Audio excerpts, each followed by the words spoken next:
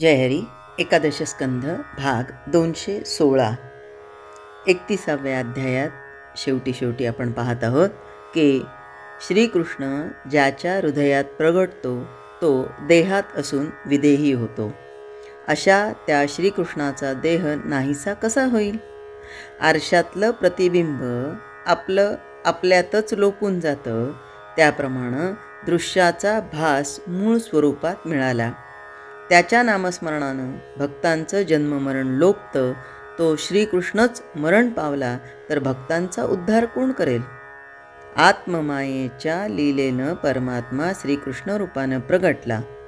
ती लीला आवरून तो निजरूपात स्थित झाला. श्रीकृष्णानं देह नेला नाही किंवा टाकला नाही. लीलेनं आकर्षण करून तो भक्तांच्या ध्यानात ठेवला आणि आपण स्वस्वरूपात गेला. त्याचा देह विदेहरूपच होता. त्याचं दहन कसं व्हायचं? श्रीकृष्णाचं असणं आणि जाणं हे एक कृष्णालाच माहिती.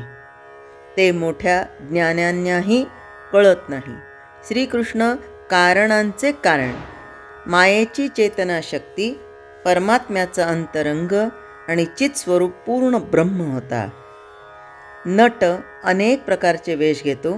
नाटक संपलं की ते टाकून देतो, पण स्वतः काही नाहीसा होत नाही. त्याप्रमाणे सदा अधिकारी असणारा श्रीकृष्ण प्राणीमात्रांच्या अंतर्यामी राहतो. सगळी कामं करून अकर्ता असतो.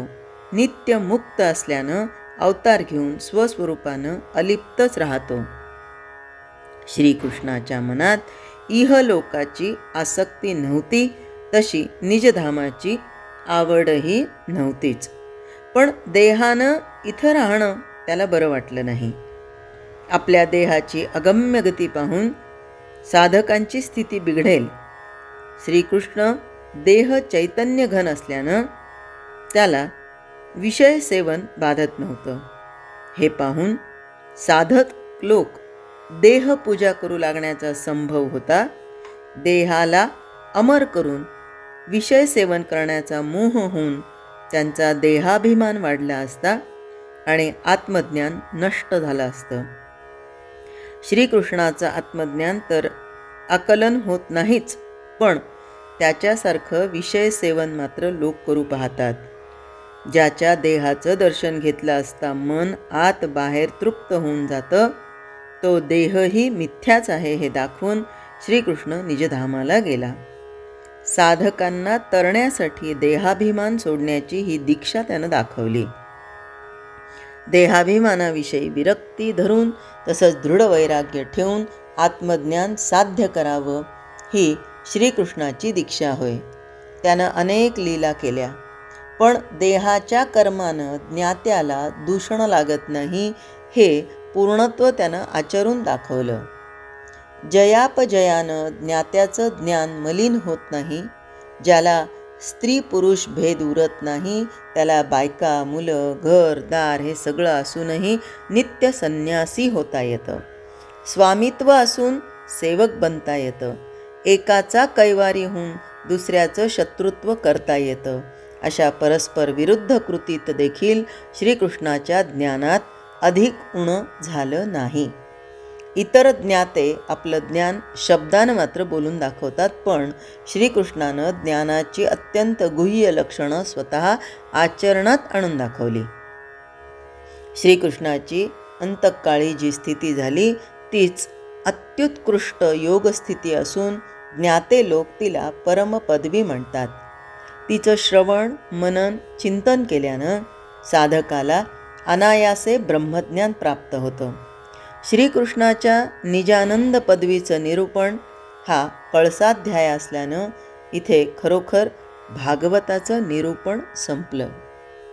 दारुक द्वारकेला गेला तेव्हा सगळी नगरी उजाड दिसू लागली. वसुदेव, उग्रसेन, देवकी, रुक्मिणी अशा या सगळ्या स्त्री पुरुषांना श्रीकृष्णाची अखेरची गती ऐकून इतकं दुःख झालं की त्यांना जगणं कठीण झालं. आता काय करावं हे कुणालाही कळेना. परंतु सगळे स्त्री पुरुष प्रभास तीर्थाला गेले. तिथं समरांगणात मरून पडलेले होते ते सगळे यादव. तिथे पोहोचल्यावर यादव स्त्रियांनी आपापल्या पतींची प्रेतं घेऊन सती जाण्याची तयारी केली. श्रीकृष्णांच्या स्त्रियांची कृती मात्र अलौकिक होती. कृष्ण निर्याण केल्याबरोबर ते ऐकल्याबरोबर रुक्मिणी तटस्थ झाली आणि देहाची गवसणी सोडून कृष्ण स्वरूपाशी तादात्म्य पावली. इतर सगळ्या स्त्रिया कृष्णाच्या अंगसंगानंच ज्ञानस्वरूप झाल्या होत्या. त्यांच्या वासनात्मक लिंगदेहाचा भंग होऊन गेला. त्या देखील श्रीकृष्णाशी तादात्म्य पावल्या. श्रीकृष्ण निर्याण ऐकून अर्जुन विरहानं विव्हल झाला. पण गीतेचं ज्ञान त्याला आठवलं आणि त्यानं आपलं मन आवरलं. अर्जुनानं विचार केला की कृष्ण आपल्या मनाचं मन आणि बुद्धीचं अधिष्ठान आहे. कृष्ण प्रकाशानं आपलं ज्ञान प्रकाशतं. कृष्णप्रभेनं आपले डोळे पाहतात. कृष्णाच्या अवधान शक्तीनं आपले कान ऐकतात. कृष्णाच्या अनुवाद शक्तीनं आपली वाणी बोलते. कृष्ण हाच आपल्या हृदयातील आत्मा आहे. तोच आपल्या जीवाचं जीवन आहे. तोच आपल्या अंतर्बाह्य भरलेला आहे. तेव्हा आपण श्रीकृष्णाहून निराळे मुळीच नाही. त्याच्या वियोगात सुद्धा श्रीकृष्णच असतो. नित्य सर्वगत परिपूर्ण आणि अखंड दंडायमान असा श्रीकृष्ण सगळ्यांच्या अंतर्यामी स्वस्वरूपानं सदैव हजरच आहे. अशा गीतार्थानं अर्जुनाच्या मनाचं सांत्वन झालं आणि देहभानावर येऊन तो स्वस्थ चित्त झाला. बरं, इकडे यादव सगळे मरण पावले. त्यांची उत्तर क्रिया करायला कोणी गोत्रज उरला नाही, म्हणून ते सारं उत्तर कार्य अर्जुनाला करणं भाग पडलं. सगळ्यांचं पिंडदान करून त्यानं सगळ्यांना तिलांजली दिली. पुढे तो द्वारकेला आला. तिथे भयंकर भूकंप होऊन सगळी द्वारका समुद्रात बुडाली. भगवंताचं स्थान मात्र बुडालं नाही. द्वारका बुडल्यावर बाकी राहिलेली मुलं, बाळं, म्हातारी माणसं, स्त्रिया यांना बरोबर घेऊन अर्जुन इंद्रप्रस्थाला आला. यादवांपैकी अनिरुद्धाला रुक्मिणीच्या नातीपासून झालेला वज्र नावाचा मुलगा होता. यादव वंशातला राज्यकर्ता म्हणून त्यानं वज्राला राज्याभिषेक केला. श्रीकृष्ण निजधामाला गेला हे ऐकताच कुंतीनं तिथल्या तिथंच प्राण सोडला आणि द्रौपदीसह 5ही पांडव निर्याणाच्या मार्गाला लागले. श्रीकृष्ण चरित्र गाणारे पवित्र आणि पुण्य राशी होतात. श्रद्धायुक्त हरिचरित्राच्या गायनासारखं पवित्र दुसरं काहीच नाही. द्रव्यलोभी जसा द्रव्यापाशी चिकटून बसतो किंवा मुंगळ्याला जशी गुळाची आवड असते, तशी हरिचरित्राची आवड असावी. संत चरित्र किंवा अवतार चरित्र यासारखी पवित्र वस्तूच जगात नाही. ते ऐकण्यानं गाण्यानं दुर्जनाची दुष्ट बुद्धी जाते, बद्धाची आसक्ती सुटते, सज्जनाची सत्ववृत्ती भगवंतापाशी स्थिर होते आणि सिद्धाच्या अंतःकरणाचं समाधान होतं. संत काय किंवा अवतार काय, दोघंही आत्मज्ञानाच्या भूमिकेवरून अकर्तेपणानं कर्म करतात. म्हणून त्यांच्या चरित्रांचं श्रवण, मनन आणि निधिध्यासन केलं तर भगवंत आपल्या अंतर्यामी प्रगट होऊ लागतो. हरिकीर्तन, हरिचरित्र याची खरोखरच आंतरिक आवड असावी लागते.